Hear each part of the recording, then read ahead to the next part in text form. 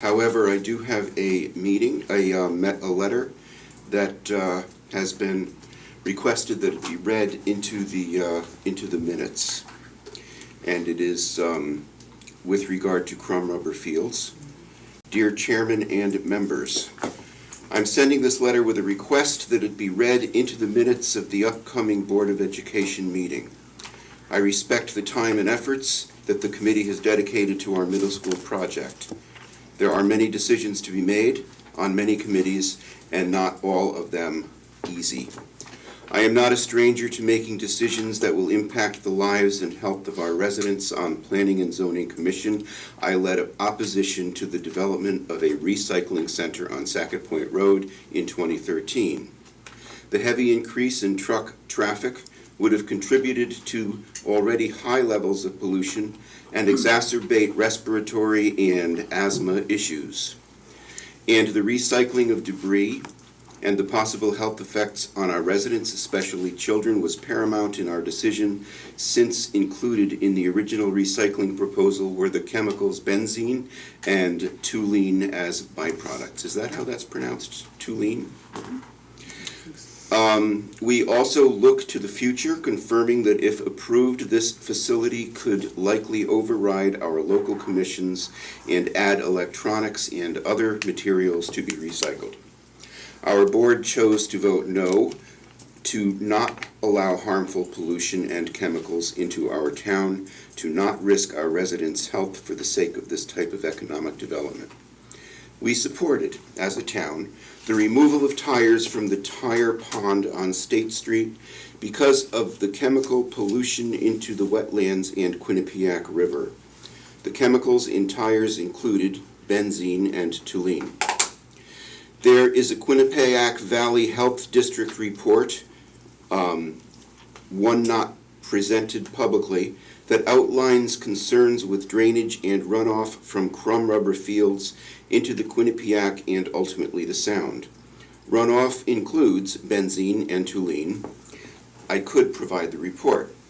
I am not opposed to artificial fields. I am opposed to using crumb rubber that is currently proposed. I am a proponent of the organic infill composed of coconut fibers, cork, or processed nutshells, making it like a natural grass system.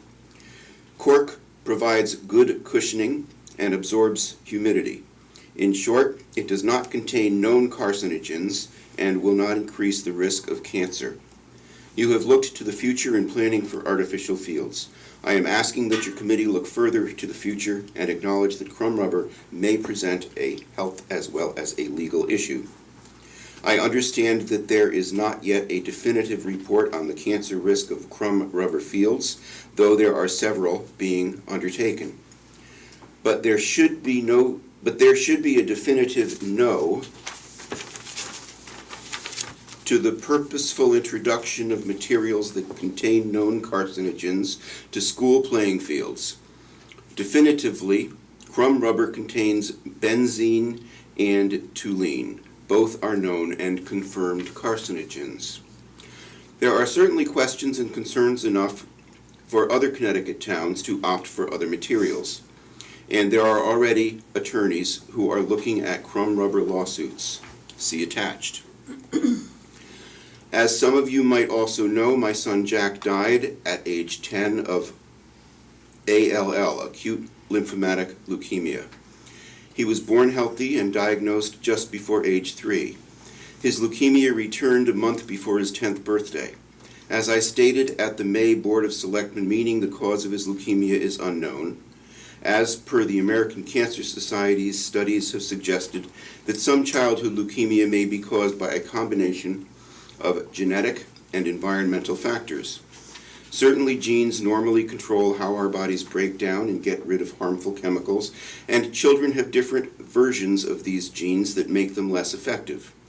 Children who inherit these genes may not be as able to break down harmful chemicals if they are exposed to them, so the combination of genetics and exposure might increase their risk for leukemia. Imagine there are two doors in front of you. Behind one is a field with no carcinogens, and behind the other is benzene and toluene. Now imagine which one you would choose to have your child playing on for 4 or more years. I implore the Board of Education to request the Middle School Building Committee to reconsider the decision to use Crumb rubber. I am requesting that you identify the cost differential between organic and Crumb rubber and bring this number to the Board of Selectmen and then town meeting. It is possible we can find the money in our current budget or that we need to approve additional funds. The Board of Education is ultimately responsible for the welfare of our students, and frankly, if the fields were to need to be replaced, it would be an issue for your board. As a lifelong resident of North Haven, I remember Upjohn and Circuitwise and Pratt & Whitney. The chemicals and processes used were once considered safe. Now we know better.